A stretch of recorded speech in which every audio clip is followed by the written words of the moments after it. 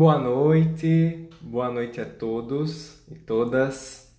Sejam mais uma vez muito bem-vindos e muito bem-vindas a mais uma live do mês do meio ambiente do PCCB UERN e do SEMAN. Hoje nós vamos ter uma live super especial, mas já já eu apresento todos que vão participar dela. Eu queria reforçar para quem é a primeira vez que está vendo a live, que está assistindo alguma live do PCCB UERN ou do SEMAN, que essa programação de lives fazem parte do mês do meio ambiente 2020. Na verdade, ela começa agora na Semana do Meio Ambiente, que se encerra amanhã, mas o PCCB UERN e o SEMAN, por tradição, já atua durante o mês inteiro, todo o mês de junho, promovendo uma série de ações em função da comemoração, da celebração da data do meio ambiente, que é comemorada amanhã, inclusive. Então, queria introduzir aqui os nossos convidados de hoje, que vão ser muito especiais, são pessoas que fazem parte, são pesquisadores, grandes pesquisadores e pesquisadoras que fazem parte do SEMAN e do PCCB UERN e estarão discutindo um pouco com a gente sobre divulgação científica, sobre produção científica e vai ser uma honra estar dividindo esse espaço com eles hoje. A primeira delas é a pesquisadora a doutora Silmara Rossi. Depois a gente vai seguir para um segundo bloco com o pesquisador e mestre Radan Elves, médico veterinário. E por fim encerramos com a pesquisadora a doutora Simone Almeida. Queria aproveitar também o espaço para divulgar que o Instagram do PCCB UERN hoje postou lá mais um material didático, um material lúdico para vocês se divertirem em casa com as crianças e jogarem um pouquinho e aprenderem sobre conservação ambiental. E que a equipe do SEMAN vai estar aqui nos comentários discutindo um pouco com vocês, debatendo dúvidas, tirando dúvidas mais rápidas e outras dúvidas maiores a gente vai respondendo aqui na live, tá ok? Como o nosso tempo não é muito longo, a equipe do SEMAN vai se disponibilizar a interagir com vocês aí nos comentários. Bem, sem mais delongas, a gente vai iniciar a nossa chamada com a primeira convidada de hoje, a pesquisadora Silmara Rossi. Deixa eu ver se ela já está disponível e vamos introduzir ela aqui na nossa chamada.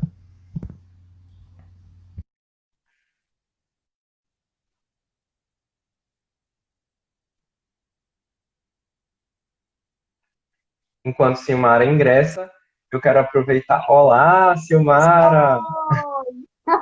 Tudo Boa bom? noite, tudo bem? Me Tudo escuta bem? bem? Sim, e você? Também, perfeitamente. Ó, Agora sim, então, iniciamos nossa live com a doutora Silmara Rossi. Silmara é doutora em Ciências, com ênfase em Ecologia Aplicada pela USP, e é pesquisadora do PNPD CAPS no Laboratório de Morfofisiologia de Vertebrados, lá na UFRN. Silmara, seja muito bem-vinda e muito obrigado por conversar conosco hoje. eu que agradeço, Rafa, pelo convite, pela honra de estar aqui nesse momento conversando com vocês a respeito de um assunto muito importante nesse momento, né? E também quero parabenizar todos vocês por toda a semana do meio ambiente, por tudo que vocês têm feito. Está tudo incrível. Muito obrigado, Silmara. Então, vamos começar logo colocando em pauta esse assunto tão importante nesse momento, que é a produção científica e a divulgação científica, né? Então, antes de qualquer pergunta, eu queria, na verdade, que você contasse um pouco da sua trajetória como pesquisadora, né? O que te fez se envolver com a ciência e, em especial, com as tartarugas marinhas, né? Como você acabou, se envolvendo com esse mundo. Então, Rafa, na verdade, essa minha paixão pela ciência começou bem cedo. Na minha infância já eu decidi que eu queria ser bióloga e como bióloga eu queria ser cientista. É lógico que eu tinha uma visão bem lúdica, né, do que era ser cientista naquela época, mas aí durante a minha vida escolar, e especialmente na minha transição entre o ensino médio e a universidade, eu já me encantei muito, porque como eu fiz colégio técnico, eu tive muito contato com o laboratório, com essa vivência científica. E aí, quando eu comecei a cursar biologia, eu já comecei a fazer iniciação científica, logo no início do curso. E aí eu fiz no Instituto Agronômico de Campinas, né, numa área bem diferente do que eu trabalho hoje, né? Mas realmente foi lá que eu iniciei na ciência, né? Eu peguei um momento do instituto muito bom, né, de pesquisa. Isso tem bastante tempo, foi em 95 e 96. Várias pesquisadoras trabalhando no departamento onde eu estava, e aí eu tive uma orientação incrível, né, da doutora Adriana, e me apaixonei por aquele mundo. Tinham tantos mestrandos, doutorandos, ICs lá no meio, e eu cursando biologia, então foi tudo encantador. Aí as tartarugas, na verdade, vieram um pouco depois, né? Como, assim, quando eu decidi fazer biologia, eu já tinha uma inclinação para o estudo dos animais. E aí, durante as aulas de zoologia, e depois como monitora também dessas disciplinas, eu fui me encantando, né? Eu tive uma influência muito grande dos meus professores, né, de zoologia, a Mônica, o Cláudio, a Luísa, que me ensinaram e que me fizeram me apaixonar. Mas eu me apaixonava por qualquer taxon que eu estudava, achava tudo maravilhoso, ai, crustáceo, equinoderma, tudo era lindo, eu queria estudar tudo. Mas quando a gente chegou nos vertebrados e no grupo dos répteis, aí eu falei, não, então é aqui que eu vou ficar, né? E aí eu escolhi quelônios por uma questão de afinidade e tal. Comecei estudando tartaruga de água doce, depois eu fui para esse mundo marinho, depois que eu fiz um estágio, e aí eu me apaixonei pelas tartarugas marinhas, e aqui estou eu, até hoje, com elas. Com certeza. E você, na sua trajetória já com as tartarugas, começou a se envolver um pouco com uma doença, né? Que é a fibropapilomatose, só para elucidar um pouco esse palavrão aqui para as pessoas que estão nos assistindo, né? Fibropapilomatose é uma doença infecto-contagiosa entre as tartarugas, né? Me corrija se eu estiver errado, mas que é muito transmissível e que causa tumores muito grandes, pode gerar tumores muito grandes, volumosos nas tartarugas, o que define um grau de severidade, né? Inclusive aqui nos indivíduos do Nordeste, a gente verifica, tem verificado essa doença, inclusive é o resultado de uma das pesquisas mais recentes aí que foram publicadas, né? Com um grau maior de severidade nos animais que encalham aqui na nossa costa. E você, inclusive, né, conduziu aí uma pesquisa de grande impacto, definindo os scores usados para medir a severidade da doença aqui no Brasil, que hoje, inclusive, é muito utilizado em vários institutos e várias instituições que trabalham com tartaruga marinha, né? Eu queria saber qual a importância de se tomar conhecimento desse tema que você segue trabalhando hoje em dia e como os resultados da pesquisa que você tem desenvolvido impactam na conservação das tartarugas marinhas. Rafa, você já elucidou bastante, né, a respeito do assunto, da problemática que é estudar essa doença, né, que a gente chama de FP, para facilitar a denominação, né?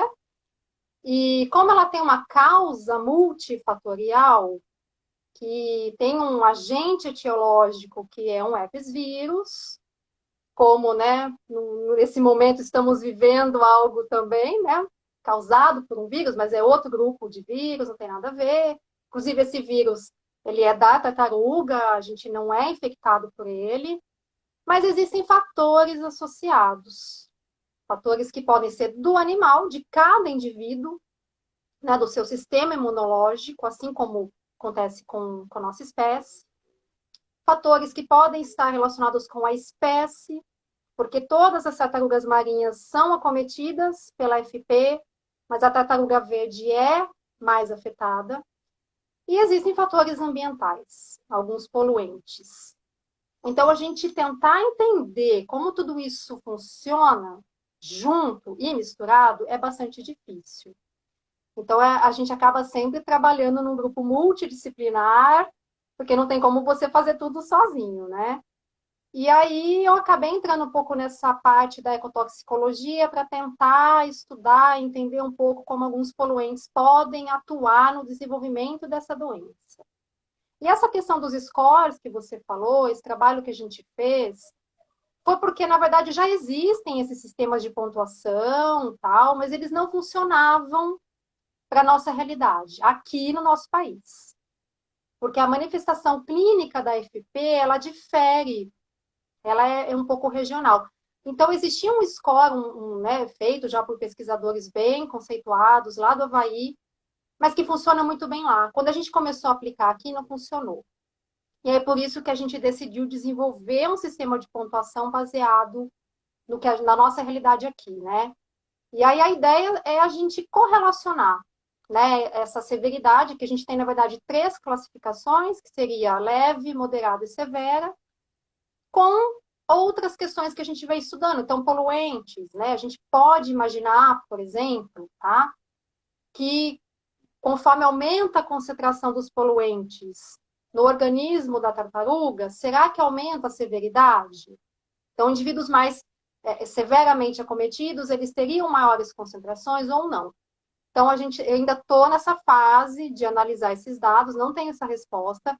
Já existem trabalhos publicados com isso que não encontraram essa correlação, né? Assim, aumenta a severidade, aumenta a concentração dos poluentes, mas a gente está tentando fechar o cerco, né? Então, correlacionar com outras questões também do sistema imunológico e assim por diante, né? Então, isso é o que a gente tem buscado fazer ao longo dessa trajetória, e é o que eu estou fazendo aqui agora, né? Me desloquei de São Paulo para cá, para compor a equipe daqui e verificar, na verdade, eu já, quando cheguei aqui, eu já verifiquei uma diferença mesmo em questões de distribuição de tumores e tamanho, né, com relação ao que eu via lá no Sudeste.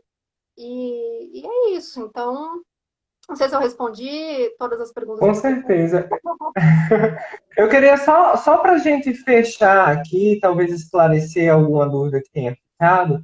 Quando você fala em poluentes, quais seriam esses poluentes? A gente está falando do plástico, a gente está falando do esgoto. O que é o poluente nesse sentido aí que você está estudando?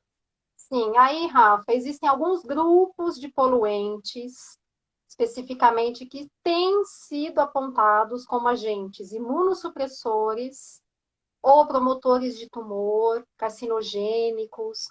E aí, por isso, esses grupos em especial têm sido mais estudados. Então, dentro dos orgânicos, por exemplo, a gente tem os organoclorados, né? Alguns grupos ali de organoclorados. Temos os hidrocarbonetos policíclicos aromáticos, que compõem o petróleo. E tem alguns metais também, indo para o grupo dos inorgânicos, e alguns metais também que podem estar relacionados. Tá? Então, são os que mais têm sido estudados, por causa do potencial imunossupressor ou carcinogênico. Tá? Porque é Entendi. uma neoplasia, tá? A FP é uma neoplasia, né? Tá certo. Perfeitamente, Silmara. Então, para a gente ir finalizando nossa conversa, eu queria justamente que você relatasse, enquanto pesquisadora, com a vasta experiência, né, e entrando um pouco mais no tema de pesquisa e do fazer científico, quais são as principais dificuldades, mas também os benefícios que existem em se fazer e divulgar ciência aqui no Brasil? É muito boa essa pergunta, né? E você está sendo bem generoso, né? Vasta experiência, quem dera, né? A gente vai somando, né? Cada vez um pouquinho mais de experiência com aquilo que a gente faz e com quem a gente trabalha. Mas, assim, nunca foi fácil, né? Fazer ciência no nosso país, desde o início. A gente tem momentos que são melhores e momentos que não são tão bons. É difícil a gente conseguir apoio financeiro, quando a gente consegue é uma alegria só e a gente tenta aproveitar ao máximo cada gotinha daquilo, cada moedinha para compor o laboratório, para fazer nossa pesquisa, ou viagens que a gente tenha que fazer para um evento, ou para uma, né, visita acadêmica e assim por diante. Então, a dificuldade, ela sempre esteve aí. Eu acho que o que é satisfatório é você trabalhar com aquilo que você gosta e aquilo que te faz feliz no sentido geral, né? Porque eu acho que tá difícil para qualquer profissão, né? A gente está num momento bem delicado no mundo todo, então a gente nada contra a maré, muitas vezes, é lógico. Agora, o que me satisfaz e o que me mantém firme é realmente, primeiro, a curiosidade de estar sempre estudando algo, sempre tentando descobrir alguma coisa nova, e o produto final, que é a gente conseguir fazer algo pelas tartarugas, no caso, que é o que eu venho estudando, e que a gente consiga contribuir para a conservação delas, porque é uma doença que pode matar. Isso tem uma implicação direta para a conservação da espécie, né? Eu acho que é por isso que eu me mantenho e que eu reforço, né, o desejo de continuar e também apoio quem deseja fazer e continuar. Sem dúvida, isso é de grande inspiração para as pessoas que desejam fazer ciência, construir ciência, e ainda mais com a causa tão nobre, né, de background aí por trás das pesquisas científicas e da divulgação científica. Silmara, eu quero encerrar por aqui nossa conversa hoje. A gente tem mais dois blocos agora com outros convidados pesquisadores e agradecer muito sua participação, sua disponibilidade de falar um pouquinho sobre sua experiência enquanto pesquisadora aqui para a gente. Muito obrigado, viu? Eu que agradeço mais uma vez por esse momento, essa conversa. Que isso. Então a gente vai seguir agora. Fica aí assistindo, aproveita o resto da live para conversar um pouquinho com o médico veterinário Radan Elves. Tchau, tchau. Até mais, Silmara. Tchau! Bem, pessoal, antes da gente entrar com o veterinário Radan, eu queria aproveitar para lembrar vocês que o Seman está aqui nos comentários, conversando um pouquinho com vocês, antecipando algumas dúvidas que possam acontecer.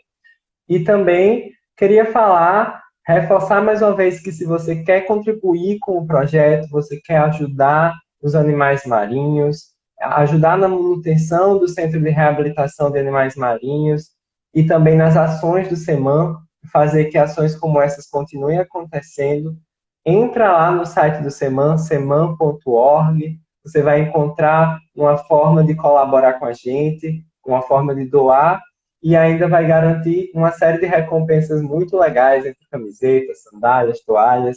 Fiquem à vontade, explorem, interajam com a gente, que toda a nossa equipe está à disposição para tirar qualquer dúvida. Queria divulgar também que lá no Instagram do Seman está sendo divulgado uma série de documentários e vídeos bem bacanas, num quadro chamado Sessão Pipoca, e que hoje foi divulgado um documentário Mares Limpos, se estamos construindo um oceano de plástico. Esse é um documentário produzido pela organização Um Menos Lixo, né? Então, a gente fica lá disponibilizando esse documentário para vocês. Tem ele disponível no YouTube. Fiquem à vontade para acessar. E agora sim, a gente vai começar a nossa conversa com o médico veterinário Radan. Deixa eu só ver se ele já está disponível.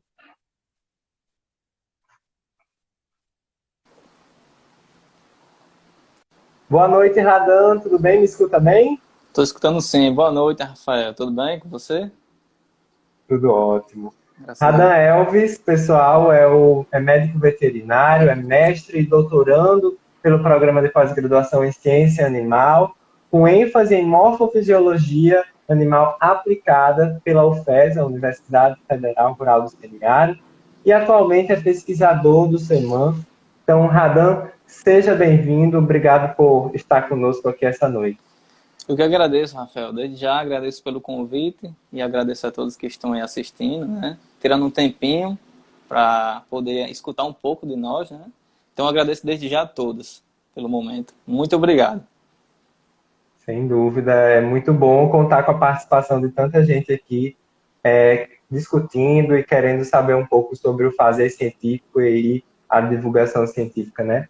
Adão, para a gente começar a nossa conversa, eu queria já lançar uma dúvida que talvez seja comum para o grande público, mas também até para pessoas profissionais da área de veterinária, né? Como é que a medicina veterinária se relaciona com conservação do meio ambiente? Né? Qual a importância da produção científica médico-veterinária nesse contexto? Então, Rafael, nesse contexto, o médico veterinário, ele atua principalmente na questão de curar, né, os animais, né, tratar das doenças. E quando se trata de animais silvestres, né, isso implica a questão na maioria das vezes, os animais silvestres estarem ameaçados de extinção, né, e o fato da gente tentar salvar a vida daquele animal, o fato da gente tentar curar aquela doença e trazê-lo de volta para a natureza, isso sim está contribuindo com a conservação daquela espécie, né? Principalmente, por exemplo, no nosso dia a dia, nas tartarugas marinhas, no caso quando cai uma fêmea adulta e a gente consegue salvar a vida desse animal e devolve para a natureza, né? Então aquele animal ele vai voltar a desovar, vai voltar a procriar, né? Então vai perpetuar aí a espécie, não é verdade? Então a contribuição diretamente está relacionado com isso. A gente cura o animal e em seguida devolve à natureza e no contexto, né, inteiro, né, o animal está ali se reproduzindo, está dentro do ciclo novamente, então o meio ambiente, o ecossistema vai estar também equilibrado, né, entre aspas, porque também existe não é só a questão do animal, mas sim tem a poluição, né, tem vários fatores aí externos, não é verdade? Claro. E a produção científica relacionada à medicina veterinária no âmbito da conservação? Como é que funciona essa produção? Então, Rafael, a questão da produção científica nesse âmbito é muito importante, principalmente porque animais silvestres, né, o veterinário que trabalha na área com silvestres enfrenta vários desafios no dia a dia. Na literatura, a gente tem muitas informações para animais domésticos, né, cão, gato, bovinos, equinos. Então, animais silvestres não têm tanta informação quanto esses outros animais. Então, na maioria das vezes, a gente pega um caso bastante diferente e não sabe exatamente como tratar de primeiro. Então, é como eu falo, muitos médicos veterinários sempre falam isso, né, que trabalham com silvestres. Quem trabalha com silvestres, às vezes trabalha no improviso, na maioria das vezes, né? Então, existem vários desafios quando a gente trata de animais silvestres, principalmente porque a anatomia, a fisiologia desses animais é bastante diferente entre eles, né? Então, a anatomia de uma ave marinha vai ser totalmente diferente da anatomia de uma tartaruga marinha, de um peixe-boi marinho, né? E de um cetáceo. Então, essa questão é bastante complicada. O médico veterinário que atua na área de silvestre precisa estudar muito, precisa saber da fisiologia desses animais para entender como é que agem os medicamentos, né? O mecanismo de ação de cada medicação. Porque tem animais que não podem tomar algumas medicações porque falta alguma enzima ali no sistema hepático, né? No fígado, que precisaria metabolizar aquela medicação. Então, precisa saber de várias coisas da fisiologia desses animais. Então, quem trabalha com animais silvestres precisa ter essa visão de pesquisador no seu dia a dia para isso. Porque, por exemplo, ele pega um caso diferente, certo? Ele nunca viu na literatura, não tem na literatura. Então, se ele teve sucesso no tratamento daquela doença, se ele conseguiu inserir um protocolo e teve bons resultados, ele tem que publicar aquele dado, porque isso é importante para outros veterinários que quiserem atuar nessa área específica, entende? Então, assim, o médico veterinário de silvestres, ele tem que ter muita atenção, muita observação nesses casos, né? Ele tem que observar desde quando o animal chega, né, a questão dos sintomas clínicos e assim, animais no geral, eles não falam, né, eles não demonstram muitos sinais clínicos. Então, o médico veterinário tem que ter muita atenção, principalmente no início, desde quando chega o animal. Ele tem que observar bem o animal, tem que fazer uma boa inspeção, tanto externamente, palpando o animal, né? Então, assim, introduzir um protocolo, tem que observar todos os dias, né, com frequência, os efeitos daquele protocolo, se o animal teve reação ou não àquela medicação, será se ele está sentindo dor, será se ele melhorou, né? Então tem toda essa questão de observação. E a partir daí, sempre anotar, sempre colocar no prontuário, porque essas informações é extremamente importante para, no futuro, se ele quiser tentar publicar aquele relato de caso, né, vai ser muito importante, porque vai existir vários questionamentos, principalmente de revisores das revistas, né? Eles sempre perguntam, qual foi o tratamento?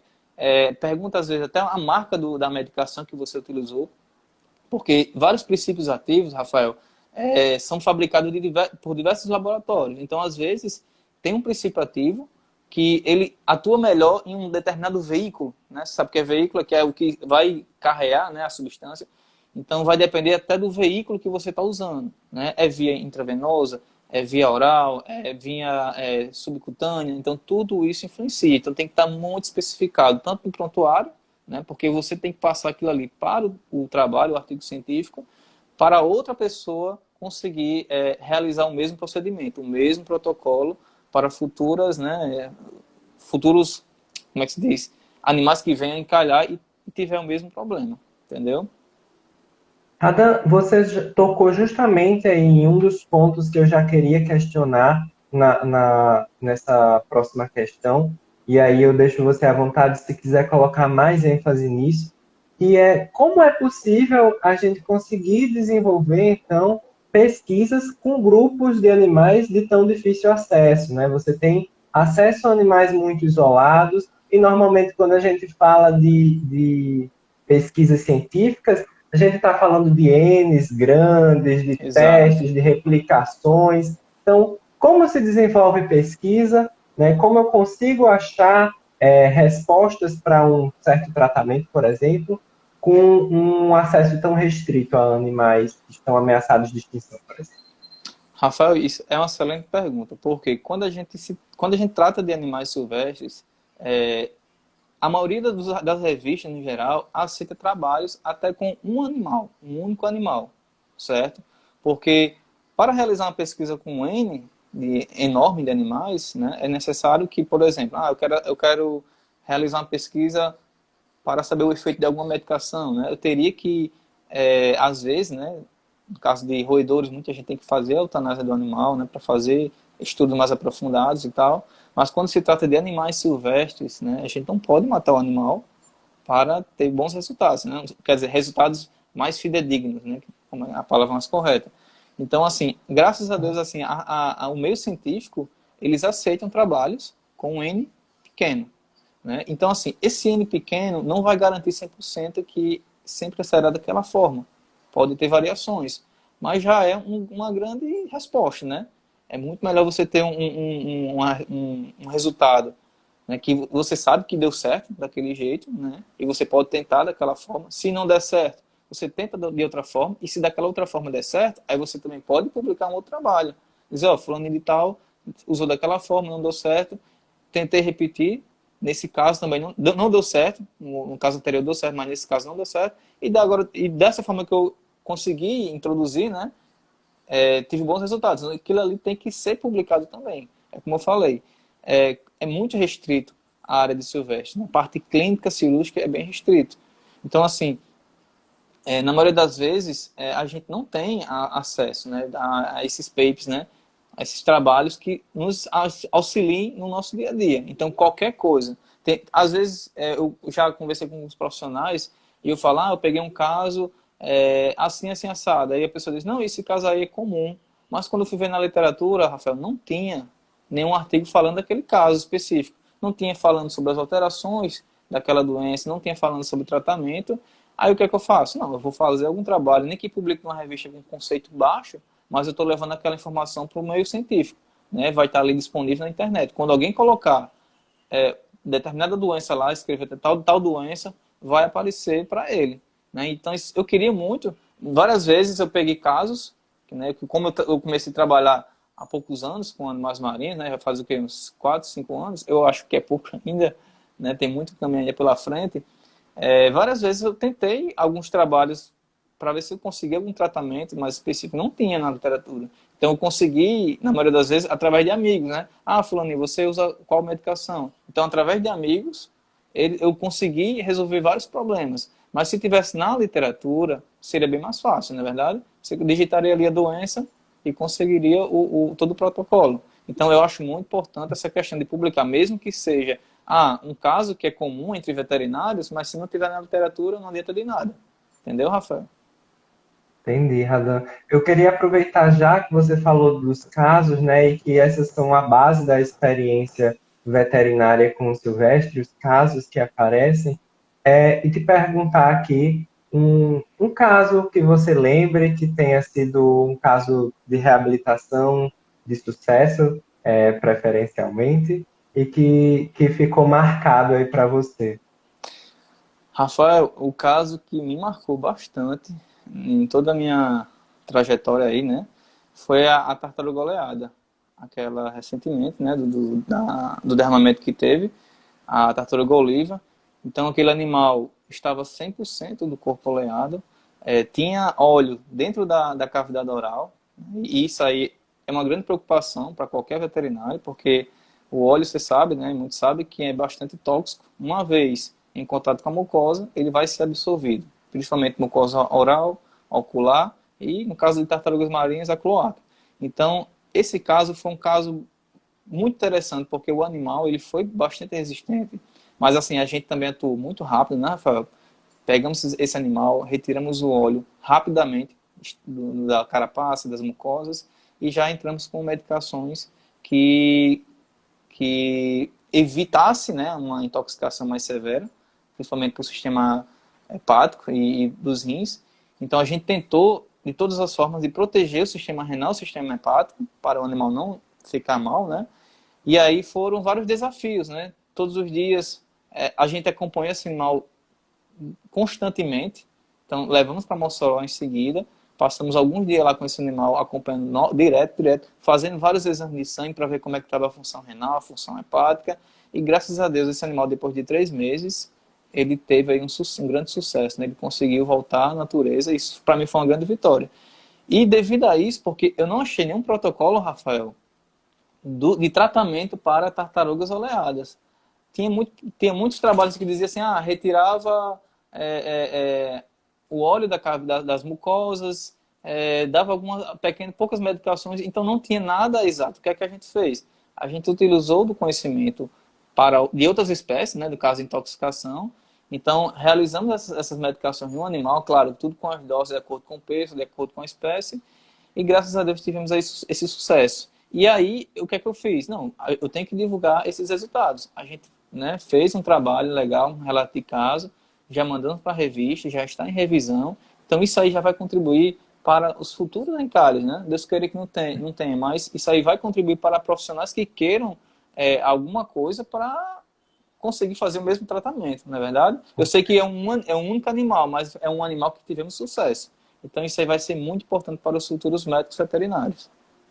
E bom, espero que logo esteja aí disponível, né, para todos os médicos veterinários terem acesso a esse material. E já fica aí, aproveitando o link desse caso, a dica para o próximo episódio não, a gente vai ter mais um episódio do Heróis do Mar, que vai ser lançado amanhã, mas semana que vem a gente vai ter um episódio especial contando um pouquinho mais sobre esse caso que Radan relatou aqui lindamente. Radão, eu queria agradecer sua presença. Nosso tempo está finalizando aqui. Eu vou entrar em um bloco agora conversando um pouco com a professora, a doutora Simone Almeida. Então, muito obrigado pela sua disponibilidade, por trazer um pouco da sua experiência enquanto médico veterinário e pesquisador da área de silvestres aqui para a nossa discussão de hoje. Rafael, eu que agradeço pelo momento, né? É um prazer imenso. Sempre que precisar, pode contar comigo. Somos uma família, né? Então, desde já agradeço muito, muito, muito pelo convite, tá bom? E sucesso para você e sucesso para todos aí. Muito obrigado. Sucesso para todos nós. Obrigado você. Tchau, tchau, Radão. Tchau. Bem, pessoal, agora eu gostaria de convidar a Dora do Laboratório de Morfofisiologia de Vertebrados da UFRN, doutora Simone Almeida. Vou ver só se ela já está aqui disponível para a gente iniciar o nosso último bloco e conversar um pouquinho sobre as experiências de pesquisa do laboratório lá na UFRN, no tocante, né, à conservação e ao meio ambiente.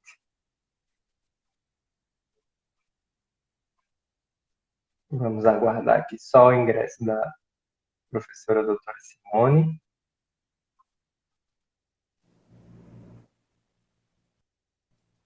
Simone, boa noite. Oi, boa noite, Rafael. Estamos aqui de novo. Novamente juntos, né? Simone, seja bem-vinda mais uma vez.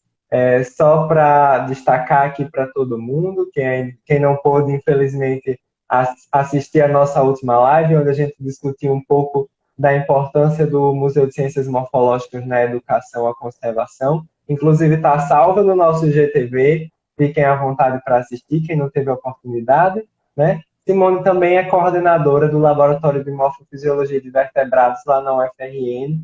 E hoje, né, saindo um pouco do escopo da educação ambiental, né, da educação para a conservação, eu queria conversar um pouquinho contigo sobre a pesquisa na conservação, né? Queria, na verdade, explorar o lado da pesquisa na morfologia, né? Essa é uma área da biociências, muitas vezes encarada como uma ciência de base, né? Ou seja, que produz um conhecimento básico para o desenvolvimento de outras pesquisas. Eu queria que você comentasse essa afirmação e que contasse um pouquinho como a pesquisa na morfologia impacta as questões relacionadas ao meio ambiente. Ok, Rafa.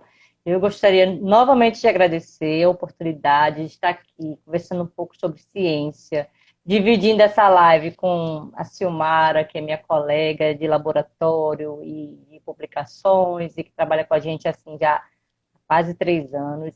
E o Radan também, que assim é muito presente, né, nas nossas ações de resgate, de reabilitação. Então, eu fico muito feliz de falar sobre ciência com essas duas pessoas, né, que estão tão presentes no nosso dia a dia e contribuem tanto para que a gente consiga aqui no Rio Grande do Norte avançar. Então, Rafael, assim, como eu falei, nós conversamos um pouco na segunda-feira sobre a morfologia, né? E a morfologia, na verdade, ela é uma ciência, como você disse, uma ciência básica, né? A morfologia, ela trata da histologia, da embriologia e da anatomia, das descrições histológicas, embriológicas e anatômicas dos animais e de humanos também, né? E, assim, na verdade, eu sempre falo que a morfologia é muito ampla, mais ampla até do que a gente pode até pensar. E muitas pessoas fazem morfologia e não sabem. Eu penso que eu sou um exemplo disso. A minha carreira enquanto estudante, ela foi assim, muito focada na zoologia e em comportamento animal. E eu passei, sei lá, quantos anos, iniciação, mestrado e doutorado, trabalhando com animais e, na verdade, focada em zoologia, em comportamento. E eu trabalho com morfologia há 12 anos somente, né? Foi quando eu entrei na UFRN. E aí, hoje, eu vejo que o que eu fazia, na verdade, o que eu fiz a minha vida inteira foi morfologia, tá certo? Quando eu descrevia externamente um sistema digestório ou um sistema reprodutor de um animal, eu estava fazendo morfologia.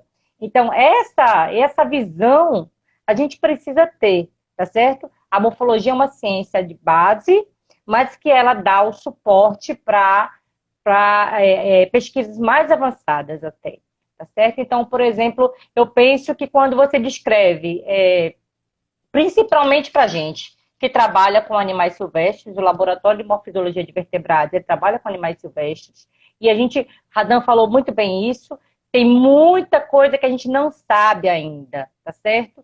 Se for pensar em animais marinhos, isso é, assim, algo assim, muito maior, porque são animais de difícil acesso, né, que a gente não consegue ter, assim, uma facilidade em trabalhar, a não ser quando o animal encalha, infelizmente, né, mas isso geram dados para pesquisa e conservação.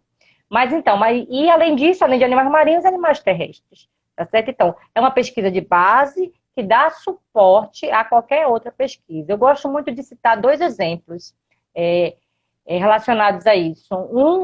Assim, uma experiência nova para mim, que foi um trabalho com a jaguatirica, a Lancelote pardalis, que é uma espécie, né, de felino, que esse animal surgiu através do Museu de Ciências Morfológicas. Ele foi atropelado em uma pista ali perto do aeroporto Aloysio Alves, e esse animal foi atropelado, e aí, através do IBAMA, ele foi doado para o museu, e aí vem a importância da ciência, sabe, Rafael? E a importância do despertar, assim, do pesquisador, ele ter assim, uma visão mais ampla do que é fazer ciência.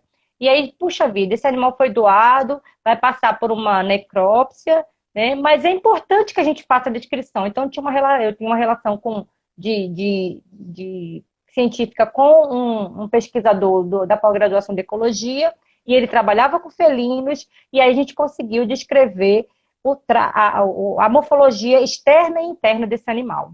Veja, no final das contas, foi o primeiro registro, são 3 registros só que existem, da jaguatirica no Rio Grande do Norte, e não existia nada de morfologia para ele, tá certo? Então, assim, a importância do despertar para você conseguir ver, né, algo diferente, isso eu acho importantíssimo para a ciência, e isso foi o quê? Um trabalho de morfologia, tá certo? E o outro é um trabalho que eu até dividi com o Radan e com outros colegas do projeto Cetácea Costa Branca, que é a descrição do arco aórtico do peixe-boi, de um exemplar, como disse Radan, que a gente consegue fazer, porque é um animal assim, de muito difícil acesso, né? De um filhote de peixe-boi que a gente conseguiu também publicar. Então, esses 2 trabalhos foram publicados com morfologia, com ciência básica, mas assim, de extrema importância para você conhecer a anatomia de um animal que você não tem todos os dias fácil, e não tem quase nada descrito. Tá? Então, as ciências morfológicas, muitas pessoas fazem e não sabem, e às vezes não sabem nem o valor e a importância dela. Sem dúvida, Simone. Eu queria pegar justamente o gancho dessas pesquisas que você falou aí, para te perguntar justamente quais são as linhas de pesquisa que atualmente estão aí em vigor no Laboratório de Morfofisiologia de Vertebrados, né? E quais são os principais resultados? Você já trouxe 2 grandes resultados aqui para a gente, né? Mas o que é que vocês costumam evidenciar ao longo da trajetória do laboratório nessas pesquisas? Então, tem muito a ver com o que eu falei anteriormente, né? Então, assim, o laboratório ele começou a trabalhar inicialmente, quando ele foi criado, há 12 anos atrás, com aspectos morfológicos do trato reprodutor e do trato digestório. E aí, de qualquer grupo taxonômico. Trabalhávamos inicialmente com peixes, né? Depois fomos ampliando a partir da parceria, né, com o PCCB, e aí começamos a trabalhar com mamíferos marinhos, com répteis, com aves marinhas, tá certo? Então, assim, o que acontece é que iniciamos os nossos trabalhos com os 2 sistemas, né, reprodutor e digestório. Hoje, eu tenho até que ter muito cuidado ao falar para não magoar ninguém ao esquecer de algum nome, tá certo? Mas nós conseguimos ampliar isso. Hoje nós trabalhamos com praticamente todos os sistemas do corpo de um animal, né? Trabalhamos com sistema reprodutor, digestório, sistema nervoso. Tem um trabalho belíssimo que é do Leonardo, que em parceria com o laboratório de neuroanatomia do Departamento de Morfologia, e um trabalho muito bonito também com o sistema nervoso de golfinhos, que foi o da Raquel, que foi o TCC da Raquel, e foi a dissertação de mestrado do Leonardo. Então, sistema nervoso, a fibropapilomatose, que entrou em nossas vidas através da professora Matsushima, da USP, através de uma parceria, e aí, através dela, nos chegou a Silmara, né, que trabalha com fibro, e introduziu essa linha de pesquisa no laboratório, e ainda, assim, as técnicas que a gente pode desenvolver. A gente desenvolve estereologia, imunistoquímica, com todos esses grupos, tá certo? Então, hoje nós desenvolvemos trabalho, respondendo a sua pergunta, com todos os sistemas, né, do corpo de um animal, por exemplo, e aí embriologia, histologia, e anatomia, as três grandes áreas da morfologia. Nós incluímos, desculpe, e ainda a patologia, tá certo?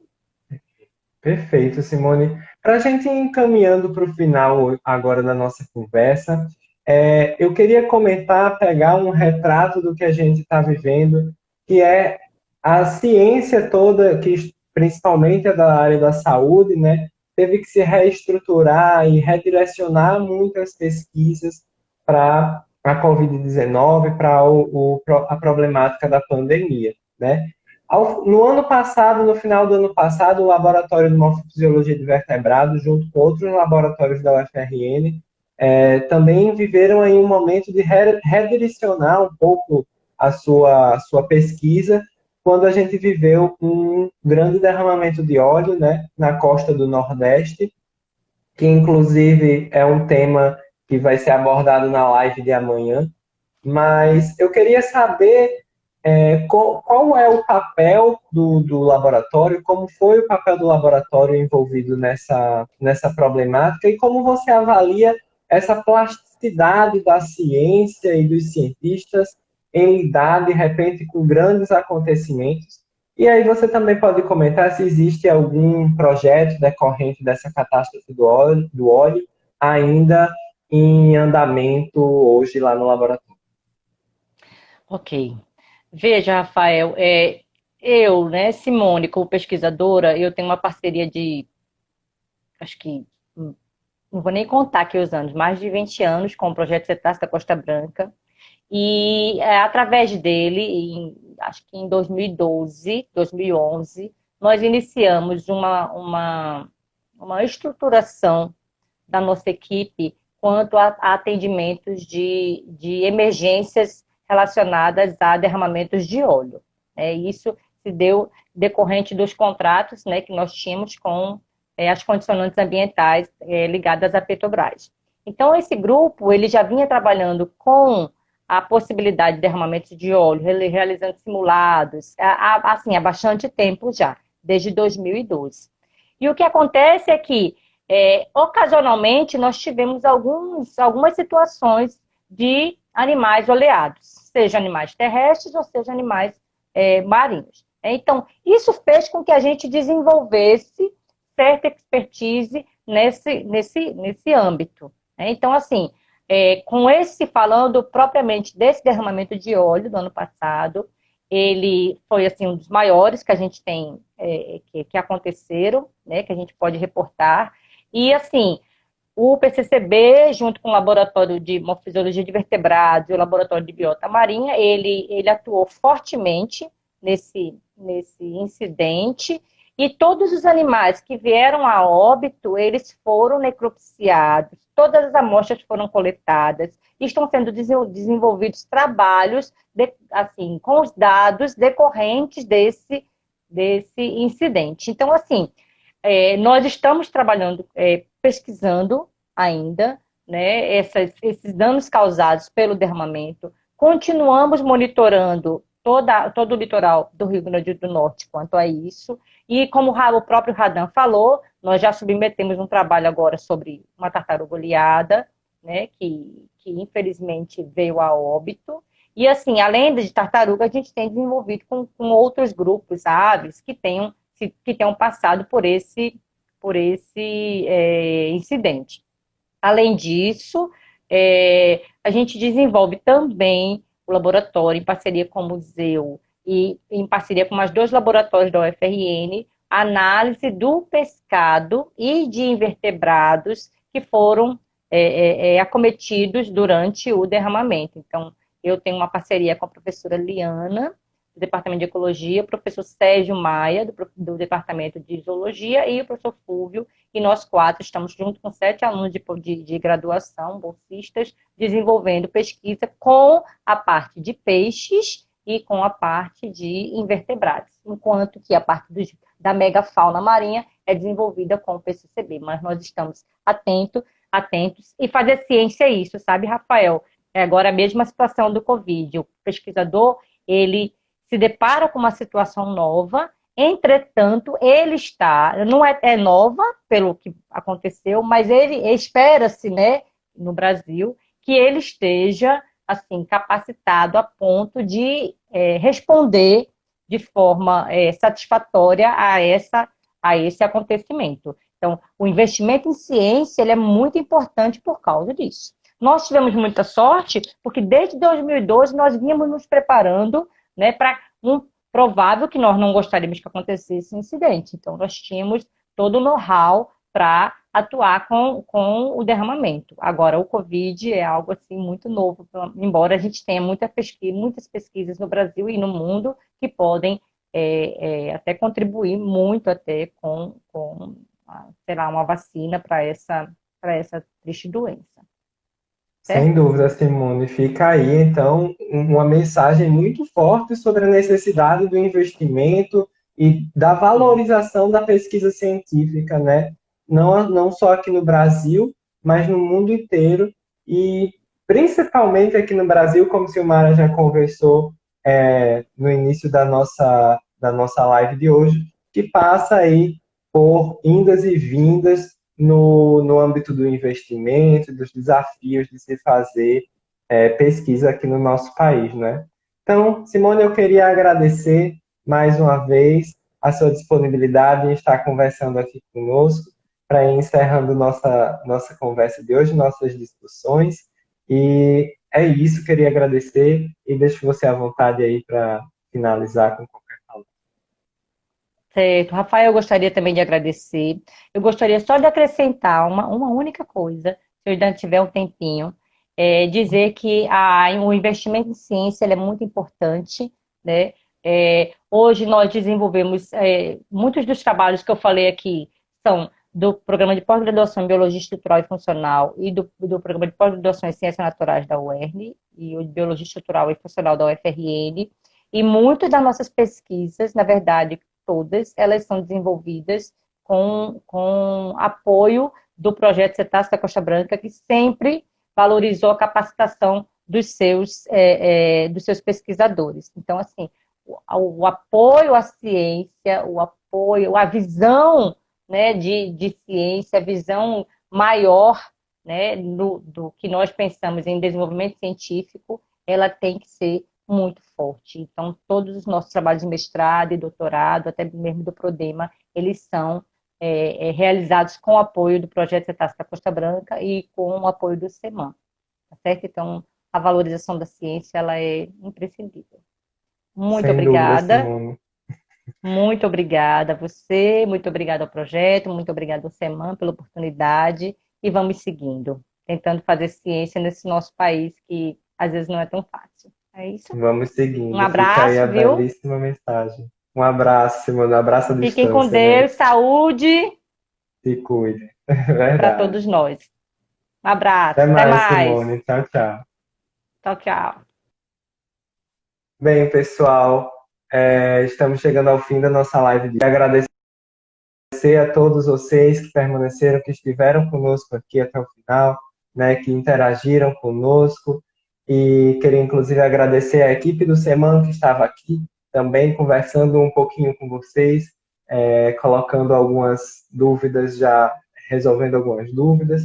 Queria divulgar mais uma vez os materiais didáticos que estão disponíveis lá no site do PCCB UERN, né? A gente tem postagem hoje aí no perfil do PCCB destacando eles. E também ressaltar que voltem amanhã para a nossa live, novamente às 18 horas, onde a gente vai discutir justamente essa temática do derramamento de óleo que atingiu a costa do Nordeste, né, de todo o Nordeste brasileiro, no final do ano passado. Então, já faz quase um ano desse derramamento, e eu acho que é muito importante a gente trazê-lo à tona e vislumbrar aí um pouco dos impactos que ele já permeou para a nossa sociedade, para os animais, para a nossa costa. Então, essa live vai ficar disponível no IGTV do Instagram e depois a gente vai disponibilizá-la também no canal do YouTube do PCCB UERN.